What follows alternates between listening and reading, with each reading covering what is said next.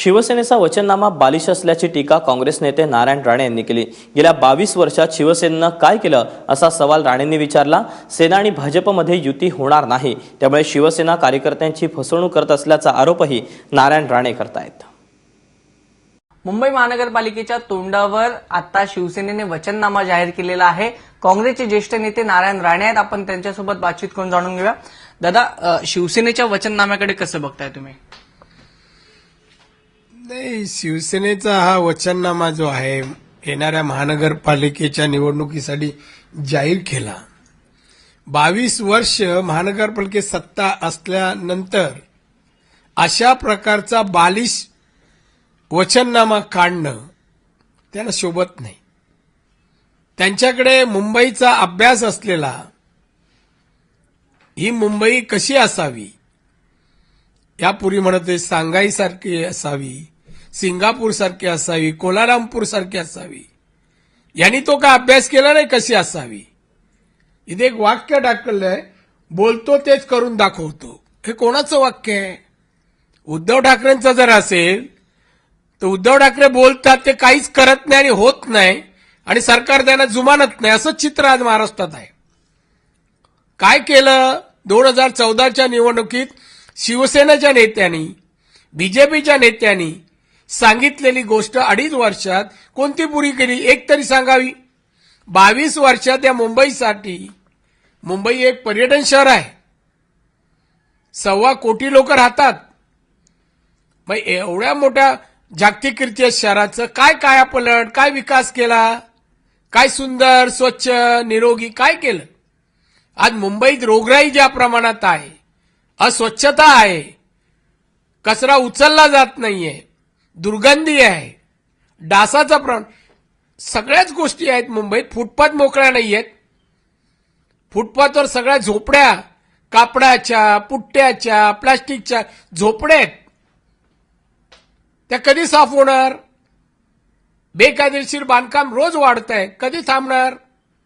यासाठी शिवसेनेने काय केलं 22 वर्षात? फक्त टेंडर।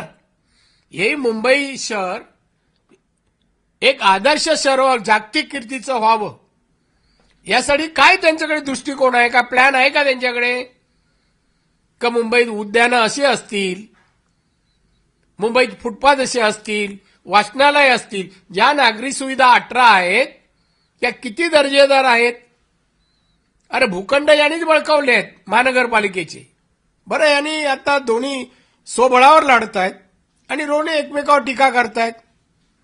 कोण म्हणतं गुंड घेऊन फिरतायत, कोण म्हणतं माफिया राज आहे, कोण म्हणतात हे भ्रष्टाचारी आहे, पारदर्शक लोकांबरोबर करणार। बरं, हे एक दुसऱ्यावर करतात, म्हणजे असली त्यांची काय आहे ती यांनीच रस्त्यावर आणली आहे, उघड्यावर आणली आहे, लोकांपर्यंत पोहोचवली। आम्हाला प्रचार करायची गरजच नाही। तेव्हा मी मुंबईकरांना सांगीन की यांना फक्त टक्केवारी कळते, मुंबईचा विकास, परिवर्तन, कायापालट यांच्या आवाक्यातली गोष्ट नाहीये। आणि मुंबई कायापालट व्हायचं असेल तर यामध्ये सत्तेत बदल व्हायला पाहिजे, परिवर्तन व्हायला पाहिजे। एकदा तर यांना घरी बसवा, त्यांचं दुकान बंद करा, हे सरळ होतील। आणि म्हणून हा बकवास, बकाल मुंबई ज्यांनी बनवली त्यांचा बकवास वचननामा आहे। बकवास, काही अर्थ नाही। छोट्या छोट्या गोष्टी, लहान मुलांसारख्या डबेवाल्यांसाठी भवन बनवणार। अरे बाळासाहेबांचं आधी स्मारक बनवा, ते बनवत नाही। खड्ड्यांचा प्रश्न निकाली काढणार कधी? किती वर्ष झाली? 22 वर्षात खड्डे जे पडतात, निकृष्ट रस्ते करतात, त्यांच्यावर कारवाई केली। कोणावर? त्यांच्या अधिकाऱ्यावर, मालकांवर नाही। त्यामुळे हे सगळं जे आहे ना, हे सगळं कोण? हरित पट्टा आरक्षण, आरक्षण डीपी प्लॅन आला, कोणाचे डीपी प्लॅन? हेच सगळे आहेत, हेच भूखंडावरचं आरक्षण काढून बिल्डर लोकांना देत आहेत, फुटाला पैसे घेत आहेत आणि हे आरक्षण काढून लोकांना त्याच्यावर नागरी सुविधा देणार। 22 वर्षात झालं नाही तर पुढे कसं होईल? त्यामुळे हा जाहीरनामा, या जाहीरनाम्यातून मुंबई आदर्श घडणार नाही, जागतिक कीर्तीचं शहर होणार नाही। त्यामुळे मुंबईकरांनी मताचं परिवर्तन करावं या निमित्ताने सांगितलं। दादा तुम्ही बोलताय की गेल्या 22 वर्षात काहीच सुधारणा झाली नाही. जे दोन पक्ष आज एकमेकांशी युतीची चर्चा करतायत, एकमेकांवर माफिया म्हणतायत, भ्रष्टाचाराचे आरोप करतायत, पुन्हा युतीसाठी एकत्र येत आहेत. काय वाटतं नारायण राणेंना युती होईल ह्या निवडणुकीमध्ये? नाही, युती होत नाही. हे शेवटच्या दिवसापर्यंत करणार. शिवसैनिकांना आणि भाजप कार्यकर्त्यांना झुंजत ठेवणार आणि मग पक्षांतर करू नये, अपक्ष फॉर्म भरू नये, बंडखोरी होऊ नये म्हणून आदल्या दिवशी रात्री नावं जाहीर करणार. यांची टॅक्टिस आहे.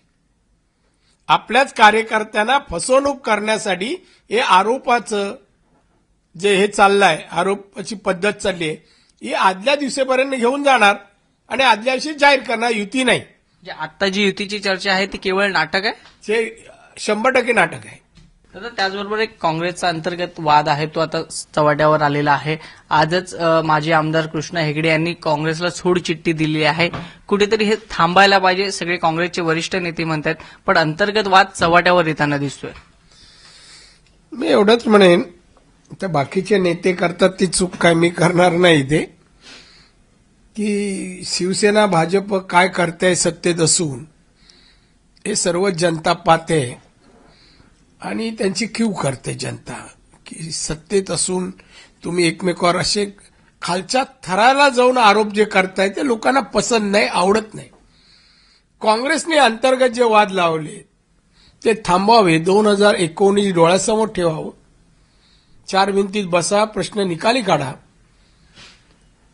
आणि कोणतीही टीका न करता बसून विषय संपवावे. पण मात्र पक्षाबाहेर गेल्यानंतर टीका करा. पक्षात असताना टीका करा, चुका सांगायला पाहिजे ना. गेल्यानंतर सांगण्यात काय अर्थ नाही. काँग्रेस अशी तशी, हा असा तसा, म्हणजे समोर बोलायचं धाडस नसलं का जाऊन करतात. तशातला हेगडेंचा प्रकार आहे. बरोबर. तर आपण पाहिलं की नारायण राणे यांनी स्पष्टपणे सांगितलं की ज्या काय काँग्रेसच्या चुका होत्या त्या पक्षात असताना सांगणं स्वाभाविक होतं किंवा गरजेचं होतं, पण ते झालं नाही. पक्षाबाहेर जाऊन त्यांनी काँग्रेसवर टीका करणं हे चुकीचं आहे. त्याचबरोबर शिवसेनेने जो वचननामा जाहीर केलेला आहे तो केवळ बालिशपणाचा असल्याची टीका नारायणराव राणे यांनी केलेली आहे. कॅमेरा पर्सन मनोज जयस्वालसह वैभव परब, एबीपी माझा, मुंबई.